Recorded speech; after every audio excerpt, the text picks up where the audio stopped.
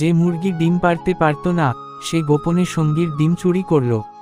মালিক ভেবে নিল এটা নাকি তারই ডিম, তাই সে হলুদ মুরগিকে একটি ডিম দিল। মালিকের মনে স্বপ্ন ডিম বিক্রি করে ধনী হবে।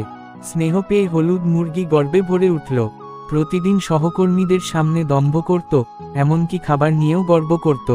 সাদা মুরগি চুপচাপ সহ্য করল, কিন্তু এতে বিপদ বাড়ল। হলুদ মুরগি শুধু চুরি করেই ক্ষান্ত নয়, এখন সবার ডিমই নেয়। অথচ আশ্চর্যজনকভাবে সে প্রতিদিন একটি বড় সাদা ডিমও দিচ্ছে, যা মালিকের প্রশংসা কুড়াচ্ছে। মালিক বেশি ডিম পাওয়ার আশায় তাকে বেশি খাবার দিল, কিন্তু হলুদ মুরগি বেশি খেয়ে শুধু পালাত, ডিম দিত না। সেদিন অনেক চেষ্টা করেও মাত্র একটি বড় ডিম দিল। পাশের কালো মুরগি সহজে একটি ডিম দিল, আর হলুদ মুরগি চুপিসারে সেটা নিয়ে নিল। এতে তার অবস্থান আরও ভালো হয়ে গেল, নায়কের মতো বেশি খাবার পেতে লাগল। কিন্তু ডিম চুরি করতে গিয়ে সাদা মুরগির চোখে ধরা পড়ল। সাদা মুরগি কালো মুরগিকে জানালো পরের দিন পাহারা দেবে, কিন্তু হলুদ মুরগি লাফিয়ে ডিম নিতে গেল, আর কালো মুরগি উল্টে সাদা ও কালো মুরগিকেই ফেলে দিল। এখন দিনে 2টি ডিম পাচ্ছে, যা সহ্যের বাইরে।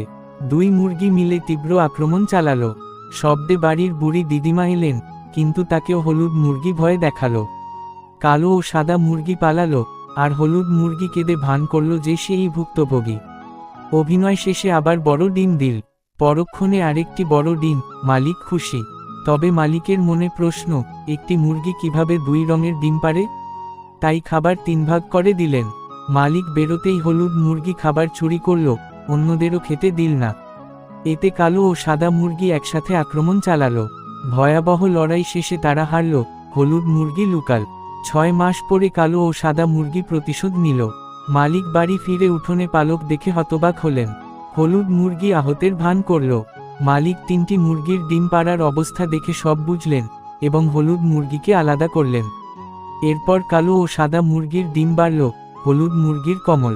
শেষ চেষ্টা করতে গিয়ে হলুদ মুরগি মোটা শরীরে উঠতে না পেরে বেড়ায় ধাক্কা খেল। মালিক তাকে ডিম চুরি করতে দেখে ফেললেন। ভয়ে সে একটি ডিম ভেঙে ফেলল। মালিকের মনে শেষ প্রশ্ন, ভাজা মুরগি খাবেন নাকি সেদ্ধ মুরগি?